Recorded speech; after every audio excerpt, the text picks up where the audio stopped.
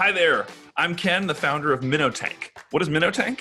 MinnoTank is a platform to connect early-stage tech startups and investors through an online pitch. Want to pitch your early-stage tech startup to hundreds of investors absolutely free? Interested in investing in early-stage tech startups yourself? Head over to MinnoTank.com to join our email list to learn how. All right, everybody, enjoy the pitch. Hey there, everybody. This is Ken with MinnoTank, and I have the CEO of Uplift Data Partners, Suzanne EL-Moursi, here with me. This video is referencing directly after watching the deck pitch, so do make sure that you tune into the deck pitch to understand the statistics and what we're talking about. This is a direct follow-on after that video. Suzanne, after watching your deck pitch, there's a couple different things I want to deep dive into after watching that video. So the four major pieces that I want to talk about: number one, your unfair advantage. I want to learn about Uplift Data Partners, why you guys have an unfair advantage. Number two is pilot quality and why that's so important to your platform. Number three is the hub and spoke model of Uplift Data Partners itself. And number four is that inside versus outsourced solution when implementing drones. So Suzanne, thank you very much for joining us on MinnoTank. Thank you for having me, Ken. It's exciting to share the Uplift story with you and your audience. Awesome. So let's talk about your unfair advantage. Talk to me a little bit about how Uplift Data Partners got started and why you have an unfair advantage and access to data that no other player has. Sure. In 2015, we were born out of a $2 billion design, build, privately held construction company named Clayco, which is headquartered here in downtown Chicago. And at the time, the Clayco team was really curious and excited about drones and wanted to use drones on one of their flagship clients and projects, the headquarters for a company you may know, Zurich Insurance Company, out in Schaumburg, Illinois. And so really, when you look at that, that is truly untraditional in the sense that from day one, we had full access to a very complex industry. And every project was really a sandbox for us. And that gave us direct access to understanding what are the customer needs, what are the dynamics of a construction site. And just so that you understand, construction and AEC category as a whole is one of the leading industries that's adopting drones today. Think about what a drone can do for the life cycle of a project, which takes about 18 to 24 months, if not more, to build a building. And these are complex commercial buildings that really have a ton of insights that can be unlocked when you are flying a drone on a daily basis, capturing imagery and video on what's happening. And so the Clayco team truly gave us access to the context of use and the scenario. And what we were tasked with is just to figure out where is the value. What kind of insights and what kind of transaction, if you will, are we trying to facilitate for construction to adopt drones? And more importantly, how does it make building any kind of building a lot more efficient and also safer to some extent when you really dig down to the value of drones in the larger context of the construction industry. So the summary of it is you're getting access to a large industry that is quite notable when you stack up all the industries that we work with. We got direct access to not one or two customers, but basically the clients of Clayco are multiple. So we got basically a client list from day one that we have to understand where each requirement differs and how does a drone have to fit and solve in that puzzle. Third, it allowed us also, we're incubated inside Clayco, and so we sat right next to the project engineers, the superintendents, the actual users of this information. And that is an absolute, just, to say nice to have is putting it really lightly. It's critical when we think back at our inception. Because to sit next to users of the data and understand what they do with it, how to break it down, how to present it, and understand what do we need to do to solve for them to order more of this, firsthand, that was truly something that made us have the edge that we have in the AEC industry and what we're known for.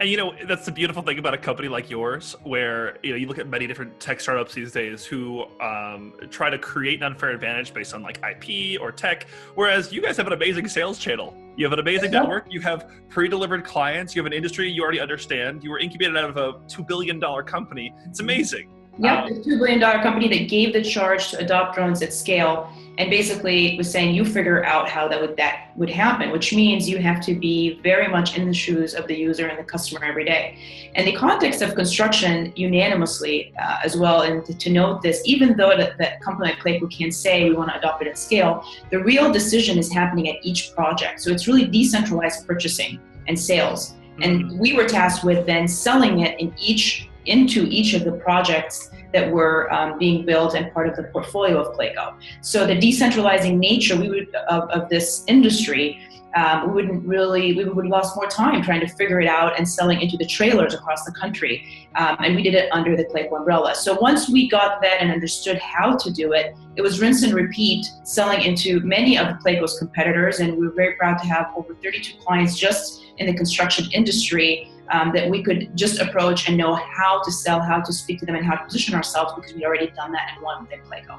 Yeah, I love it. And what is it, like just less than 3 years later, and now you're looking at more than $1 million in revenue?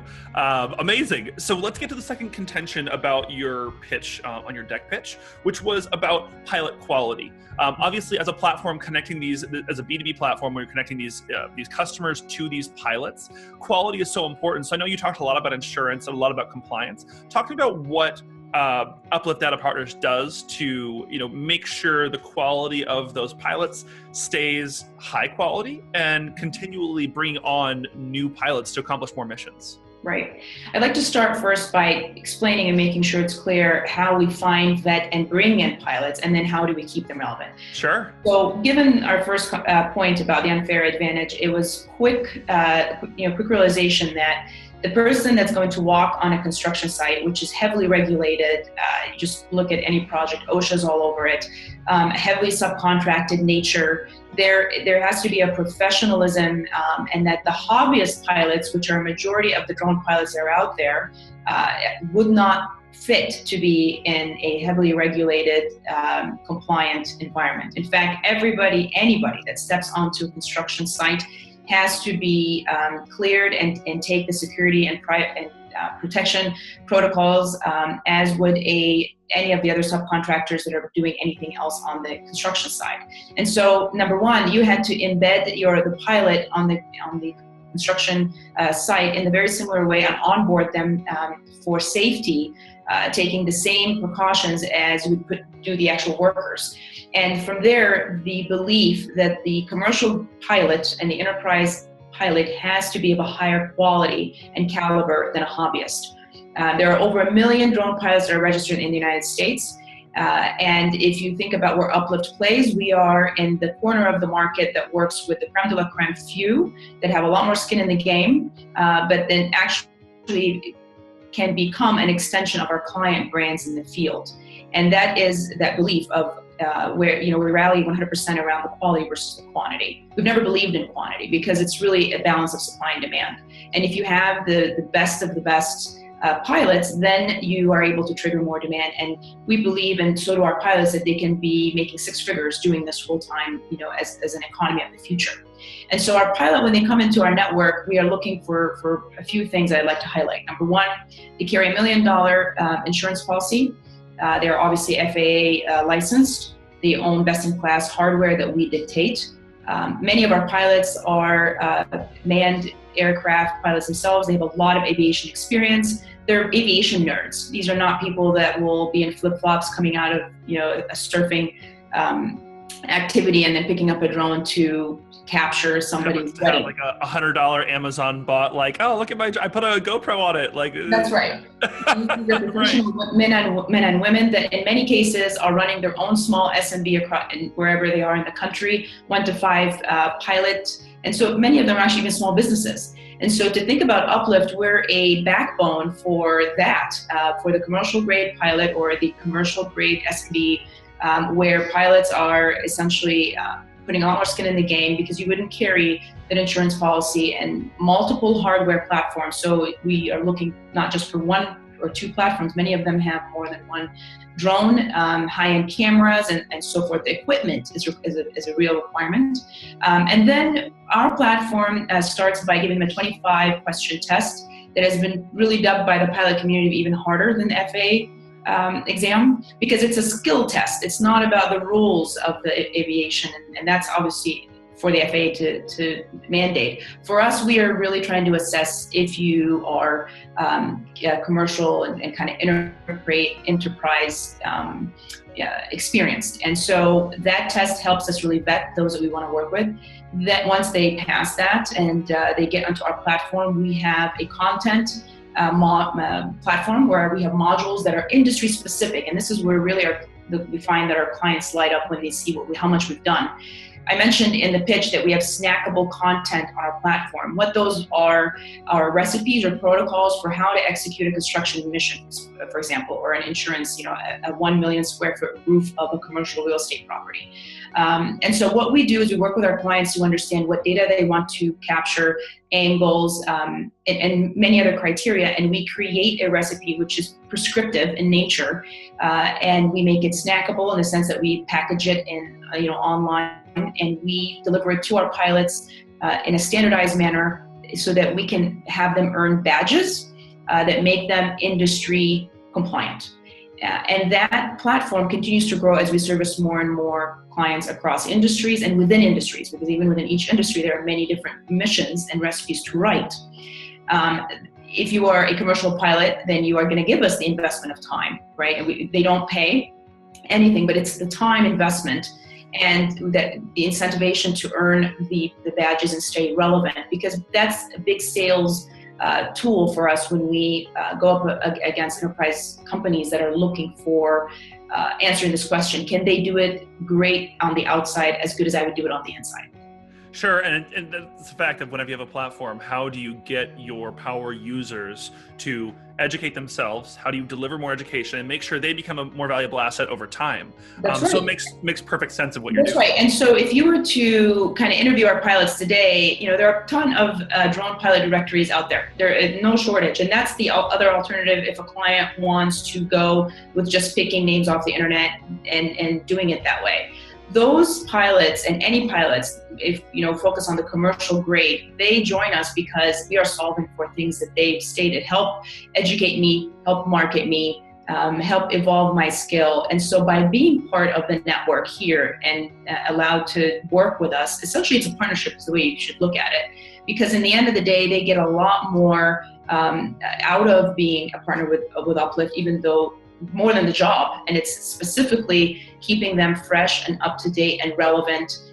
We are basically the true sales channel because we are the bee that deals with the other bee. And in many cases, because they are small businesses, they're not able to capture the volume of the enterprise market that we can, being a more structured business that speaks to risk and risk mitigation of enterprise clients. Awesome. I love that because whenever you're talking about compliance and risk mitigation, you talked about your hub and spoke model of what Uplift is, the first mile of your business, of the industry. And so you talked a lot about accomplishing missions with Uplift Data Partners as a safe and compliant missions, which is a big part of this because, as you said, the alternative is I can go select from a directory of people who may or may not be compliant, may or may not have checked their FAA licenses, a lot of complexity there. So can you talk to me, Suzanne, a little bit about the hub and spoke model? I'm saying it correctly, right? Hub and spoke model? Yes, the hub and spoke model points to where we live in the ecosystem of drones. Sometimes when you get up to pitch, people are, they're hearing a lot about drones, and there's a lot of drone companies, there's a lot of media coverage on the value of drones. So where do you sit is the question.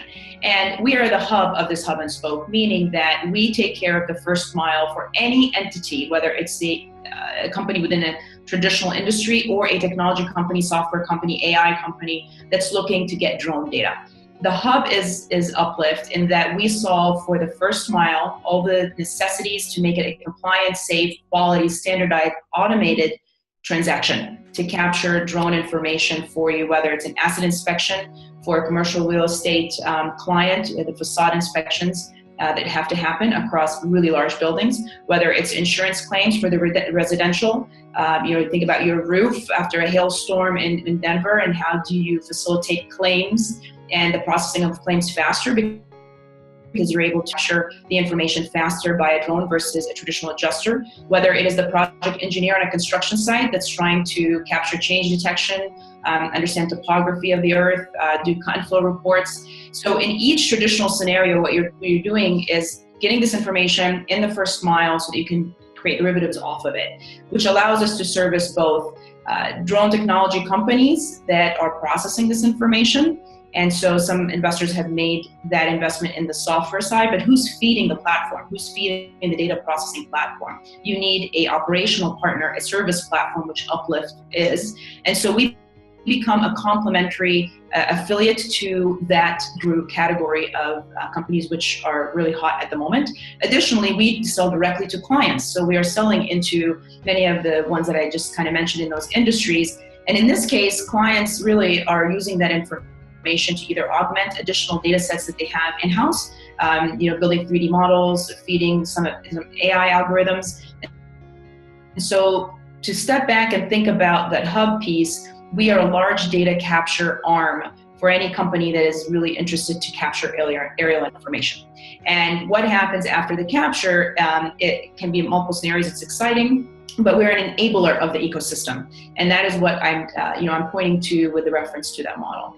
I would say that the fact that we also carry a $50 million umbrella above the $1 million for the pilots makes us look a lot more kind of desirable, because from the client's perspective, and that's what we're focusing to trigger, we are closest to the risk. And the risk here is, to your point about compliance, is the real consideration of doing it on the outside. You're hearing a lot about autonomous everything. And in the end of the day, no company wants to be in the headline news when something bad has happened. Yep. And bad is what we're making sure that we solve for. Yeah, and just to make sure to clarify, you just said a $50 million policy. You're talking about the insurance policy that you have. So layered on top of their $1 million insurance policy of the individual pilot. So that's a two-tiered system. Yeah. And so that a compliance officer in any company, when you have to stand up and get them to check, they're comfortable with how we manage, should an event go wrong. Also, our process is, it's not just about the policy and the insurance of it. We train our pilots to issue what we call known as incident reports. It's traditional in many industries that are compliant. So the pilot really realizes that when they're out there conducting a mission in the field, risk mitigation, understanding what could go wrong, and aborting is very important. And in the case if something happens, how to capture that so that it flows back to our clients. Make sure that the client doesn't feel that people are behaving on their behalf out there and they're completely blindsided. And that is that's a value add in outsourcing as well. Right. And so let's talk about that very last point, which is the outsourcing. So the bringing it all back together, we have really two choices. So if I am a large construction company, you made some references to a hailstorm. I'm from Orlando, Florida. So we have sinkholes all the time, huge sinkholes that will destroy entire communities, or will hit a mall, for example. Imagine, 600,000 square foot mall or a warehouse facility that just got hit by a sinkhole. How do you measure the damage quickly and assess it on the insurance side, on the construction? There's so many layers to it. And obviously drones are a good idea, but if I am the insurance company or I am the construction company, I have two choices, right? So talk to me, Suzanne, a little bit about deciding either we internally create an aviation department or we outsource to Uplift Data Partners. That's right. And that's the heart of our mission, right? We want to make it a no-brainer that you outsource, because you have to adopt drones. It is a competitive advantage. And, now, I was going to say in the future, but not already, really look now, there are companies. It's already here. So making that decision is very real. And in some cases, you have to now do it a lot quicker. And if you're sitting there as a CFO or a COO being tasked with how to do it, you're thinking about, do I stand up an internal drone program inside, or do I outsource it? Who would I outsource it to? What are they like? What's just the general set of questions that you would start with when you decide, is there anybody out there that is good enough? Typically, that is where our customer's mindset is at. And in our sales cycle, over and over, we are so inspired and really get to understand the difficulty of that decision. If you are going to do it internally, you have to solve for many things. You are going to be part aviation, you're going to be part software, you're going to be part hardware, you're going to be part compliance and airspace, you're going to be part also just customer servicing within your own company. because you have to scale. So if you think about doing it, you have to bring in your own pilots or bring them as 1099 to you. And so then there's a quality of the 1099 labor force. You have to be up to date on the compliance and the regulatory, the laws. You have to file every mission that your company needs to conduct with the FAA. You have to do your version of what the recipes would look like so that you can actually execute a quality data capture. And then you bring that data in-house and you actually have to analyze and do what you need to do with it. And so the headache is obviously going to also have quite a bit of CapEx. And then the hardware needs to be relevant and best in class. So you have to keep up to date with all the hardware. And oh, by the way, you're doing this across the country and across the world. You have to repeat that 100 times over. Or have a private jet with a pilot that's traveling all over the place with frequency to capture this data for the enterprise. And so scalability is real, CapEx is real, and more importantly, the opportunity cost, what else could you be doing with your time and those employees as well? And that's the stuff that decision makers inside enterprises are trying to decide. And if there is a partner out there that would solve for all of that and do it with a cost structure that makes it a lot more palatable, absolutely they outsource. And so will there always be 100% outsourcing? Absolutely not, and we know that. But a large chunk of the market, even if they were to start doing it in-house, we see a conversion happen. They begin to outsource it in the second, third, and fourth year. For you to really do it fully in-house, it has to be at a scale and with funding and an advantage really that doesn't exist at all in the outside market, and we haven't seen that yet. Not to say that it wouldn't pop up, but even if you have some internal advantage, there's staff augmentation and there's scale that will always be present that you would need a partner to help augment what you already may have started. And we're excited about that. So, 100% our model works for a majority of clients and companies that are dipping their feet into this and want and believe in the value. And we solve for it in a way. Our pricing is very digestible. It's a traditional enterprise tiered pricing where they buy a bulk of missions at a specific tier. 25 missions is the minimum, and they're able to. It's like tokens. You have a bank account with 25 tokens. You can order missions wherever you want. When companies come to the platform, the only question they have to answer, very much like a Google box, where do you want to fly? And they give us the address, and from there it triggers the entire workflow. Yeah, so it sounds a little bit easier than trying to be my own internal aviation compliance regulations. Just a few of the things you listed sound completely exhausting for a COO who already has a full-time job, by the way. Who already has a full-time job and doesn't want to manage this. And we are lean in a way where the 1099 pilots are also not on our books. The hardware they own, so we don't have depreciation on our books. So our model is lean that allows for us to really show the cost savings that they would benefit from outsourcing it. It's the structure in our process and in automating the transaction is where the value is. That's where Uplift puts its money. So it's not that the pilots are on my books as a W-2, and it's not that I carry the depreciation of the hardware. It's still outsourced in this model, which makes it very lean. I love it. I love it, Suzanne. Well, that was awesome. We covered some really big parts of your deck pitch. So, Suzanne, it's April of 2018 right now at this recording. I know you're about $2 million into your $5 million seed raise. Any last words you want to leave with who you're looking to connect with? Any strategic investors? What are you trying to find inside the investment network? Yeah, we are looking for investors that have an appreciation for the complexity of the enterprise market, that understand the value in what we've created around the decision-making, selling into the enterprise, selling at volume. We're looking for investors that have a hunger for the B2B model and understand the value of that. Definitely investors that believe in the IoT. Drones are part of the IoT strategies of the future and would look at this much larger than just the robot of the day. We're looking for investors that love that we can be connective tissue and see the value of being a connective tissue in a brand new economy, and that is important. And not necessarily question the autonomous or lack of and so forth, because at the end of the day, much of where the opportunity lies here is because it is a regulated industry, and we're making it a lot cleaner. So that the larger market can adopt it. So investors that understand all of that and the dynamics of it have really enjoyed our pitch because they see right off the bat the clean, lean model that we have, and the value proposition being kind of that black box in the middle in the hub and spoke model. Gives us a lot of runway across enterprises and across data companies, technology companies in the United States and globally. I love it, Suzanne. So that's Suzanne EL-Moursi, CEO of Uplift Data Partners. I'll edit that out, sorry. Let's go one more time. Thank you, Suzanne EL-Moursi. This is CEO of Uplift Data Partners for participating in MinnoTank. Thank you very much. Thanks for having me.